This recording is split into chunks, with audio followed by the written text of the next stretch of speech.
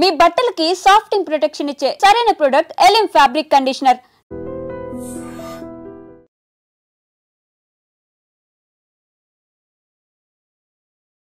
ఒక్కొక్కసారి ఇష్యూ అవుతుంది. మనకు మీ కండ్ల ముందు ఒక అమ్మాయిని యూటీజింగ్ చేస్తున్నాడు, వాడిని అరెస్ట్ చేసి మీరు కోర్టుకు తీసుకెళ్ళి జైలుకి కన్నా అక్కడికక్కడ ఇన్సిడెంట్ జస్టిస్ ఇస్తే ఆ అమ్మాయి కూడా హ్యాపీ ఫీల్ అవుతుంది. అటువంటి సంఘటనలు ఎదురవుతుంటాయి. అట్లాంటి సంఘటనలు కూడా నేను చూశాను. ఒక రైల్వే స్టేషన్లో వెళ్తున్నాను నైట్ ఒక 11 o'clock అట్లా. ఒక ప్లేస్ నుంచి కొచ్చిన్ నుంచి కన్నూరుకి వెళ్తున్నాను ఈ ట్రైనింగ్ టైంలోనే.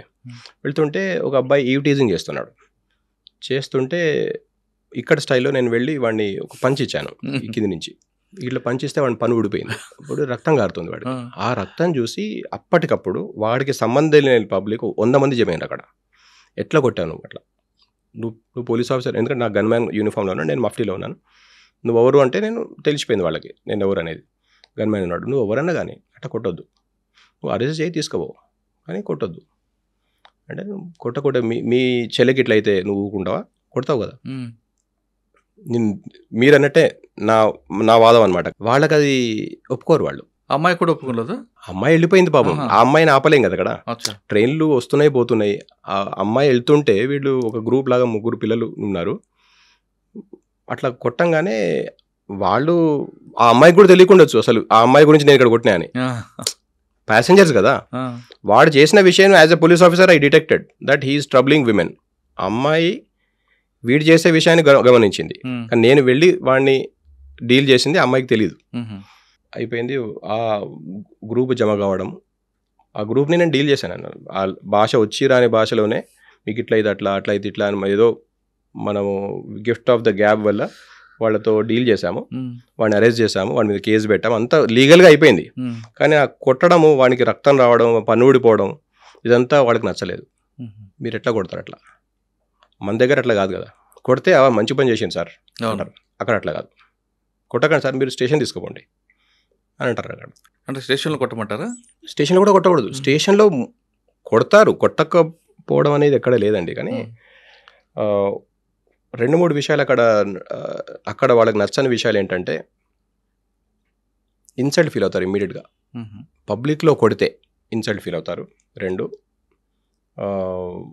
మనం తిమ్మిని బమ్మి చేయడం లాంటివి ఉంటాయి చూడండి, ఇల్లీగల్గా రికార్డ్స్ చేంజ్ చేయడాలు ఇట్లాంటివి చేస్తే అసలే నచ్చదు వాళ్ళకి. మీరు లీగలే చేయండి, ఏం చేసినా వాడికి ఏం చేసినా మీరు ఎవిడెన్స్ కలెక్ట్ చేసుకోండి, చేయండి. ఇంత పెద్ద ప్రాబ్లం అయినా కూడా కేరళలో డీల్ చేసేది లీగల్గానే డీల్ చేయాలనేది అదొక రూల్ అక్కడ. సో అందుకని కేరళ కాడల్లో మేము పనిచేస్తే రూల్ బౌండ్ ఆఫీసర్ లాగా అవుతాం అనమాట మేము. అంత పర్ఫెక్ట్ గా రూల్ ఆఫ్ లా ఉన్నప్పుడు, కానీ కేరళ నుంచి వచ్చిన పర్ఫెక్ట్ గా రూల్ ఆఫ్ లా ఉంది అనట్లేదు నేను. వాళ్ళు ఉంచడానికి ట్రై చేస్తారు. అంటే ఆ పబ్లిక్ నేచర్ అలవాటు అయిపోయిన తర్వాత ఆఫీసర్లు కూడా ఆటోమేటిక్ గా అదే దీంట్లో వస్తారు. కరెక్ట్. ఆఫీసర్స్ కానీ అది ఏ ఫీల్డ్ కానివ్వండి ఆటోమేటిక్ గా ఆ బౌండర్ లోకి వచ్చేస్తారు, ఆ బౌండర్ లోకి. కరెక్ట్. కానీ కేరళ నుంచి వచ్చిన సినిమాల్లో పోలీసుని విలన్గా చూపించడం, అక్కడ ఏదో బాగా డిటెక్టివ్ చేసినట్లుగా ఇన్డెప్త్ గా వెళ్తుంటారండి. అంటే అక్కడ నేచర్ ఏం కనిపించట్లేదు, కానీ ఆ క్రైమ్ చూస్తుంటే మీరు ఏ సినిమా తీసుకోండి పర్ఫెక్ట్ గా ఉంటాయి అందులో. అవునండి. పోలీసుని ఒక విలన్ గా చూపిస్తారు అందులో. ఆ పోలీసులను అందరినీ విలన్ గా చూపిస్తారు. అందరికీ కాదు, కొంతమంది విలన్ చూపిస్తారు. కేరళ సొసైటీలో అండి పోలీస్ అంటే ఒక లవ్ అండ్ హేట్ రిలేషన్షిప్ అండి. They cannot ignore you. ప్రతి పోస్టర్లో ఒక పోలీస్ యూనిఫామ్ ఉంటుంది, ప్రతి సీరియల్లో ఒక పోలీస్ యూనిఫామ్ ఉంటుంది, అది ఏ ర్యాంక్ అని అనుకోండి. ప్రతి సినిమాలో ఒక పోలీస్ పాత్ర ఉంటుంది. అంటే పోలీస్ అనేది వాళ్లకు లైఫ్లో ఒక సెంట్రల్ ఫిగర్ అని. అందుకనే వాళ్ళు either they hate you or love you, but they cannot ignore you. So మంచి పోలీసు గురించి మంచి తీసిన సినిమాలు ఉన్నాయి, పోలీసు గురించి చెడ్డగా తీసిన సినిమాలు ఉన్నాయి. మీరు అన్నట్టు చాలా ఇన్డెప్త్గా వెళ్తారు. ఒక్క పోలీస్ యూనిఫామ్ కూడా తప్పు వేయరు. మన తెలుగు సినిమాలో చూస్తాం కదా, మనం స్టార్లు మారిపోతాయి, కాలర్ ఫ్లాప్స్ పెడతాం, నవ్వుకుంటాం మేము పోలీస్ ఫ్యామిలీస్ నుంచి వచ్చేవాళ్ళం. అసలు సంబంధం యూనిఫామ్కి, ఆ హీరోకి, ఆ గడ్డానికి, ఆ నెత్తికి సంబంధం లేదు. అక్కడ అట్లా ఉండదు. పోలీస్ అంటే యూనిఫామ్ ఎట్లా వేయాలో, ఎట్లా బిహేవ్ చేయాలో వాళ్ళ చాలా మైన్యూట్గా చూస్తారు. ఎట్లా పోలీస్ స్టేషన్లో ఎట్లా ఉంటుంది ఎన్వైరన్మెంట్, రకరకాల క్యారెక్టర్స్ని పెడతారు. కొంతమంది మంచి వాళ్ళని పెడతారు, చెడ్డ వాళ్ళని పెడతారు, గ్రే క్యారెక్టర్స్ని పెడతారు, వాళ్ళ పర్సనల్ లైఫ్ చూపిస్తారు. పోలీస్ కూడా అలాగే చూపిస్తారు. స్టూడియో సెట్ వేసినా కూడా సార్. Correct correct. కానీ మక్తా దగ్గర లేదు, కొంచెం కాస్ట్లీగా రకరకాలు చూపిస్తారు. ఎందుకంటే సొసైటీ చెప్తున్నాం కదా, సొసైటీ లైక్స్ రియాలిటీ అక్కడ. సార్ కేరళలో పబ్లిక్కి 2 అలవాట్లు ఉంటాయండి. ఒకటి పేపర్ ఇవ్వడం, రెండు ఫుట్బాల్. ఈ రెండు ఆడితే చాలట కదా, రెండు ఇస్తే పేపర్ రోజు పేపర్ చదవడం ఒకటి, ఫుట్బాల్ ఆడిస్తే చాలట కదా వాళ్ళకి. కేరళ మొత్తం ఫుట్బాల్ ఆడరండి.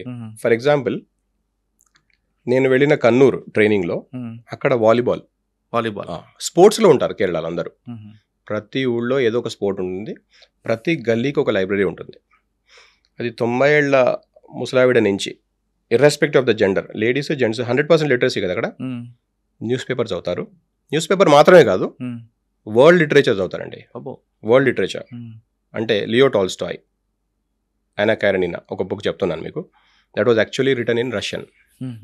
అది ఇంగ్లీష్కి వచ్చింది, ఇంగ్లీష్ నుంచి మలయాళంకి వస్తుంది. మలయాళంలో ఒక పల్లెటూరులో ఒక ముసలావిడ 90 ఏళ్ల ముసలావిడ దగ్గరికి వెళ్ళి చదివినావా అంటే చదువుతామే ఆ పుస్తకం. అంటే వాళ్ళకి ప్రపంచంలో ఎక్కడెక్కడ ఏమేం జరుగుతుంది అనేది చాలా ఆతృత, చాలా క్యూరియాసిటీ అండి, తెలుసుకోవాలనే క్యూరియాసిటీ అనమాట వాళ్ళకు. మీరు సౌత్ అమెరికాలో పెరూలో ఏం జరుగుతుంది అంటే కూడా చెప్తారు. ఆటో రిక్షా డ్రైవర్ని అడిగితే రష్యాలో ఏం జరుగుతుంది, యుక్రెయిన్ వార్ ఎందుకు జరుగుతుంది అంటే కూడా ఒక 10 నిమిషాలు మీతో మాట్లాడతాడు ఎందుకు జరుగుతుంది అనేది. అంటే బయట ప్రపంచంలో ఏం జరుగుతుంది అనే ఒక బుద్ధిజీవి అంటారు వీళ్ళు, వాళ్ళ వర్డ్స్లో మీకు తెలవాలి అంటారు. మీరు ఆటో రిక్షా అన్నారు కాబట్టి, ఆటో రిక్షా వాళ్ళు కూడా ఈరోజు సీఎంని కలవాలనుకున్నా, డీజీపీని కలవాలనుకున్నా కలిసి తిరుగుతారట కదా, వాళ్ళకి అపాయింట్మెంట్ కూడా ఇస్తారట కదా. ఇస్తారండి. ఇంకేమనంటే వాళ్ళకు తొందరగా దొరుకుతుంది, ఎందుకంటే చాలా యాక్సెసిబిలిటీ ఎక్కువ అక్కడ. గవర్నెన్స్ అది సీఎం కానివ్వండి, వేరే ఏ మినిస్టర్ అయినా కానివ్వండి, డీజీపీ కానివ్వండి, కలవాలంటే 1 గంట లోపల కలవచ్చు. ఏమైనా పిటిషన్ కానీ ఏమైనా కంప్లైంట్ కానీ ఇస్తే వితిన్ 2 days దానికి రెస్పాన్స్ వస్తుంది. ఆఫీసర్స్ ఏమైనా కంప్లైంట్, ఫర్ ఎగ్జాంపుల్ పోలీస్ డిపార్ట్మెంట్కి చెందిన ఒక కంప్లైంట్ అయితే అది సీఎం ఆఫీస్కి వెళ్ళి అది కన్సర్న్ పోలీస్ డిపార్ట్మెంట్కి వస్తుంది అనుకోండి, ఆ పోలీస్ డిపార్ట్మెంట్లో 15 రోజుల లోపల ఆ కంప్లైంట్ని మేము తీరవాలి. అక్కడ సిస్టమ్ అది. కంప్లైంట్ ఎట్లా తీర్చగలుగుతున్నామా లేదా అనేది అక్కడ రిపోర్ట్ ఇవ్వాలి, ఇక్కడ కంప్లైనెంట్కి మేము రిప్లై ఇవ్వాలి.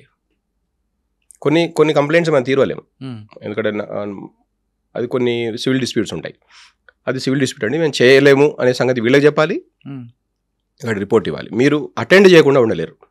So you have to do something about every complaint. ఇంకోటి యాక్సెసిబిలిటీ, అంటే పెట్టి కేసులు కూడా చేయాలి. చిన్న కేసెస్ అయినా కూడా ఏ విషయమైనా ఒక రిటర్న్ కంప్లైంట్ వచ్చినా అక్కడ విపరీతమైన కంప్లైంట్ ఎఫ్ఐఆర్ లేదండి. FIR is a different matter. నేను పోలీస్ డిపార్ట్మెంట్ గురించి మాత్రమే, ఇప్పుడు ఫర్ ఎగ్జాంపుల్ నాకు పంచాయత్ రాజ్ డిపార్ట్మెంట్ కానీ విలేజ్ ఆఫీస్ నుంచి కానీ కంప్లైంట్ ఉండొచ్చు. సీఎం ఆఫీస్కి కంప్లైంట్ ఇస్తే వాళ్ళు ఆ డిపార్ట్మెంట్ వాళ్ళు అది తీరవాలి, 15 రోజుల లోపల తీరవాలి. సిమిలర్లీ పోలీస్ డిపార్ట్మెంట్కి చెందిన కంప్లైంట్ అయితే మేము కూడా 15 రోజుల్లో తీరవాలి. ఆ తీర్చిన కంప్లైంట్లో ఎఫ్ఐఆర్ చేయాల్సింది అయితే ఎఫ్ఐఆర్ చేయాలి, లేదు ఎఫ్ఐఆర్ చేసేది కాదు అంటే అది కాదు అని వాళ్ళకి చెప్పాలి, అక్కడ రిపోర్ట్ ఇవ్వాలి. అట్లాంటి monitoring system and governance system అనమాట. రైట్ టు ఇన్ఫర్మేషన్ కూడా చాలా advance right to information systems అక్కడ.